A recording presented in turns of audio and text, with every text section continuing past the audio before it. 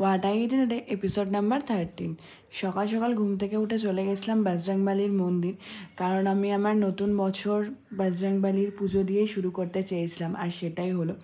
তারপরে পুজো দেওয়ার পর আমি এখানে ঠাকুরের একটু ভোগ মুখে দিয়েছিলাম। ভোগ মুখে দেওয়ার পরে আমি বাড়ি চলে এসেছিলাম। বাড়ি এসে আমাদের একটা পান্তা ভাত খাওয়ার রিচুয়াল আছে, পান্তা ভাতটা খেয়েছিলাম। মা সব কিছু মাখিয়ে খাইয়ে দিয়েছিল। তারপরে আমি একটু মিষ্টি দই খেয়েছিলাম আর একটু কোল্ড ড্রিঙ্কস খেয়েছিলাম। তারপরে আমি বুনু চলে গেছিলাম রেস্টুরেন্টে গিয়ে আমরা অনেক ফটো ভিডিও করেছি। ফটো কিছু দিলাম আর ভিডিওও একটা দিলাম।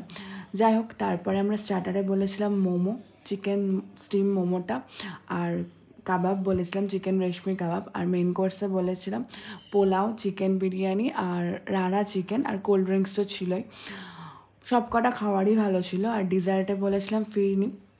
আমার শুধু ফিরনিটাই ভালো লাগেনি। আর বড় ব্লক আসছে, নববর্ষের বড় ব্লক আমি খুব তাড়াতাড়ি দিব। আর রাতে ডিনারে ছিল লুচি, আলুর তরকারি আর মিষ্টি, আর কোল্ড ড্রিঙ্কস তো খেতেই হবে। যাই হোক, নববর্ষের দিনটা আমি এভাবেই কাটালাম।